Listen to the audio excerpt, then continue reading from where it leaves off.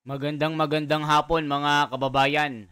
Marami pong ginulat itong si Senador Marcoleta po sa kanyang deliberation speech at meron siyang tinatawag na ahas mga kababayan. Sino po kaya ito? Sino po kaya ang kanyang pinapasaringan na ahas? Naku po mga kababayan, magugulat po kayo kasi yung mga tao doon sa loob ng Senate hearing mga kababayan, nagtitinginan sila mga kababayan na hinuhulaan nila kung sino po ang tinutukoy ni Senador Marcoleta na ahas. Pakinggan po natin. Noong ang ating Panginoong Diyos ay nilalang po niya yung unang dalawang tao, pinagsabihan niya rin po meron siyang isang sinabi sa kanila na para na rin po sa kanilang kapakanan.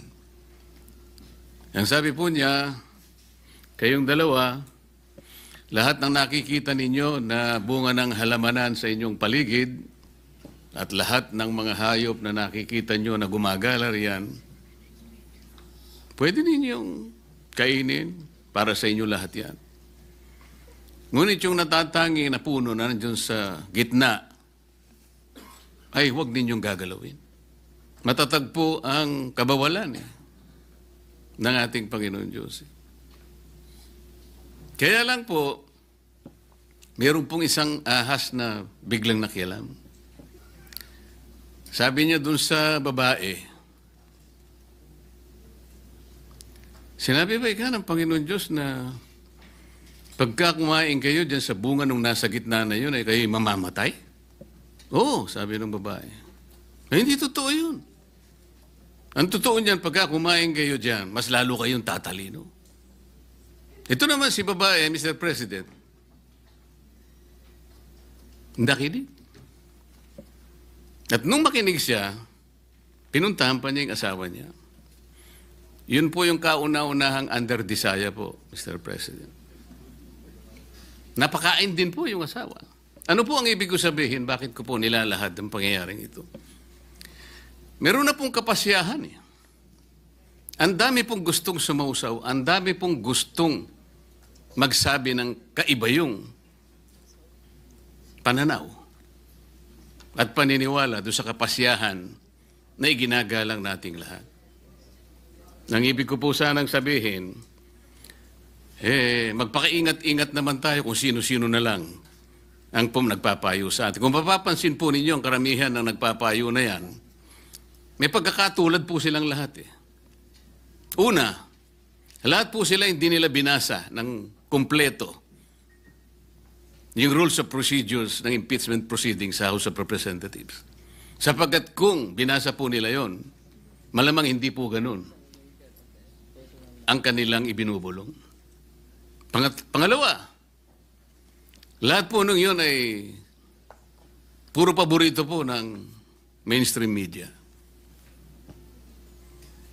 Sila na lang po yung tinatanong Pangatlo, lahat po ng yun, walang pagmamahal sa mga Duterte.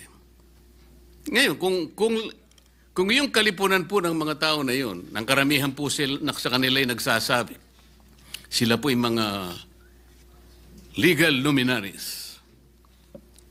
Tingin ko po sa kanila, yung iba ay legal mercenaries, Sir President. With all due respect to the word. Mga kababayan, dito, yung pinaparinggan dito, itong mga dilawan, pinklawan, yung mga hindi gumagalang po sa Korte Suprema, kung ano pong naging desisyon dito, mga kababayan. Pakinggan nyo ba si Caro Dante Marcoleta? Pinapatamaan lahat, pati mainstream media, mga kababayan, na tila galit sa mga Duterte. Grabe ito mga kababayan. Napakatalino ni Senador Marcoleta. Si Amy Marcos, napapatulala. Nai-inlove yata ito. Di ba mga kababayan, minsan pagka meron tayong kaklase na magaling, halimbawa may kaklase po ako, nakita ko magaling, di ba crush ko din. Ganun si Amy Marcos, naging tantalizing yung mukha. Kaya po kung minsan, imbes na po malinawan ang marami po nating kababayan, nagkakaroon po ng pag-aalinlangan. Yung iba po ay naililigaw, nalilinlang sapagkat iba't iba. Kaiba yung mga paniniwala, pinipilit at gustong ipilit na yung pa yung mananaig kesa dusang kapasyahan na po na ibinaba ng Korte Suprema. Kung sa bagay nga po, sa una ko pong paghalimbawa, Panginoon Diyos na nga po yun Kinontra pa ng ahas Ginong Pangulo, sa mga abogado po, palaging may biruan Kasi po, sa lahat ng pagdidiskusyon ng ating korte, lalong-lalo na po ang kataas-taasang hukuman, hindi naman po lahat ay agreeable. Merong partidong aggrieved siya, merong partidong masaya siya. Ngunit, sa katapos-tapusan wala po tayong magagawa kundi tanggapin ang kapasyahan. Minsan po sinasabi nga natin kahit pabiro, alam mo ninyo basta desisyon ng Korte Suprema ay nagiging bahagi ng ating mga batas, maliman o tama. Yun po ay nasa Article 8 Civil Code na binanggit na po kanina ni Senator Bato. Nang sinasabi po, judicial decisions applying or interpreting the laws on the Constitution shall form part of the legal system of the Philippines. Wala na po tayong magagawa doon. Batas na po yun Sa akin pong naunang talumpati kanina, Ginoong Pangulo, hindi ko na po ulitin. I will just request that my entire speech, Mr. President, be incorporated by way of preference to be included in this explanation in my voting yes for my own motion. Thank you very much, Mr. President. Thank you. O yan mga kababayan, grabe ang talumpati ni Senador Marcoleta. Talagang matataling haga mga kababayan. Ikinumpara pa itong mga tumutuligsa at kumakalaban sa Korte Suprema sa isang traidor na ahas. Mga legal luminaries, mga former Supreme Justices na tinutuligsa ang naging court ruling dito sa pagbasura ng korte laban kay Sara Duterte, mga kababayan, na hindi nila ginagalang ang Korte Suprema. Mga ahas kayo, mga kababayan, di ba? Kita nyo, mga ahas ang mga ito. Mga pabulong-bulong, di ba? Itinulad sa isang asawa na lalaki na underdesaya, na naniniwala. Di ba sabi ng Diyos, mga kababayan, kakanin nyo lahat ng mga nakikita nyo mga prutas dito sa aking hardin. Mabubuhay kayo ng walang hanggan. Kabilin-bilinan yan ng Panginoong Diyos kay Eva at Adan. Pero sabi ni Eva, Adan,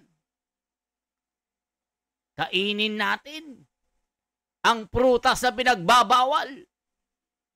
Bakit? Sabi nung ahas, binulungan ako. Mabubuhay daw tayo. Mabubuhay tayo ng mas higit pa sa Diyos. At magiging Diyos din tayo. Yun ang sabi ni Eva kay Adan. Sabi nung ahas na traidor. Kaya ito mga legal luminaries is itinulad sa mga ahas, mga bulong-bulong. O Tito Soto, alam mo na. 'Di ba? Mga law professors, mga galing-galingan na mga analista sa social media. 'Di ba mga kababayan? Kung ano ang sinabi ng korte, mali man sa'yo o tama, kailangan din ito at sundin kasi ito ang magiging batas, the law of the land. Yan ang sinasabi ni Senador Marcoleta dito. Kaya kayo mga traidor na ahas kayo, tumigil nang magtigil kayo. Pakinggan nyo itong si Senador Marcoleta sa kanyang mga matatalinghagang mga salita na itinulad kayo sa mga ahas at traidor. Binubulungan nyo ang mga mabubuting tao para maging masama. Para ang Korte Suprema gawin nilang masama sa kanilang paningin. Ayaw nyong sumunod. Sinabi na nga ng Korte Suprema na labag sa saligang batas itong ginawa nyong pag-impeach kay Sara Duterte. Sabi ng mga kongreso, mga nagrarally ngayon sa EDSA, sa harapan ng Korte Suprema, nakanlungan daw ng mga kriminal ang Korte Suprema. They mock the Supreme Court. Talagang mga ahas ang mga ito. Itinulad kayo ni Marcoleta sa isang ahas na binubulungan ng isang demonyo. Demonyong ahas kayo. Yan ang sabi ni Senador Marcoleta, yung isang under Disaya. Bulong dito, bulong doon. O mga kababayan, di ba? Ayaw nilang maniwala. Article 8 of the 1987, the Philippine Constitution pertains to the Judicial Department, outlining the structure, powers, and functions of the Philippine Judiciary. Diba? Court as the highest court and empowers it with both original and affiliate jurisdiction. Furthermore, Article 8 creates the Judicial and Bar Council responsible for recommending appointment to judiciary. Iyan ang Supreme Court. Ano pa? The power of Supreme Court. Sinusubukan nyo ako The Supreme Court of the Philippines has the power of judicial review, allowing it to rule on the constitutionality of the laws and government actions. It also has the power to promulgate rules for the court and to define the scope of legal rights. Additionally, the Supreme Court exercises both original and affiliate jurisdiction, meaning it can hear cases directly and review decisions of lower courts. Isipin nyo mga kababayan. Rule of making power. May power ba ang Kongreso at Senado kung wala ng jurisdiction? Sinabi na ng Korte Suprema na ibasura na. Ayaw nyong makinig, kaya mga ahas kayo. Di ba mga kababayan? Itinulad kayo sa isang ahas na pabulong-bulong sa mga mabubuting tao. Ayaw nyong makinig di ba? Rule of making power. The Supreme Court has exclusive authority to the create of rule for court procedures, including those related protection of constitutional rights. Constitutional rights. Diba? Ang kukulit nyo Diba? Kailangan sundin ang batas ng Korte Suprema kasi yan yung maipapatupad na batas. Ang Korte Suprema, the final arbiter. They interpret the law. Di ba mga kababayan? Yan ang tungkulin ng Korte Suprema. Siya ang nag-aayos sa mga gulo. Di ba mga kababayan? The legal issues. Ba't nyo questionin ang Korte Suprema? Sasabihin nyo, walang oral arguments? Sinasabi ni Tito Soto, walang oral arguments? Ang Korte Suprema, hindi niya obligation na magbigay ng oral arguments. Di ba mga kababayan? Nasabihan tuloy kayo na ahas. Kaya kayo, mga ahas kayo, tumigil kayo, kayong mga nagrarally, itinuring kayong ahas, pati yung Percy Sedanya, na gumawa pa ng video para tuligsain ang Senado at ang Korte Suprema na nagmamagaling din ito, mga kababayan. Kaya anong masasabi nyo po dito sa matalinghagang mga sinabi ni Senador Marcoleta? na itinulad sa isang ahas ang mga pabulong-bulong sa mga tao na huwag sundin ang Korte Suprema. Kaya kayo mga ahas kayo, tumigil kayo. Isa kayong nilikha ng demonyo para linlangin ang mga tao. Kayo na hindi sumusunod sa Korte Suprema. Ang tindi nito mga kababayan. Salamat sa inyong lahat, sa inyong pakikinig. Isang like at isang share po. Salamat po ng marami. Mabuhay po. Once again, ako si The Wonders Philippines. Thank you. At ito po ang inyong lingkod. Salamat po.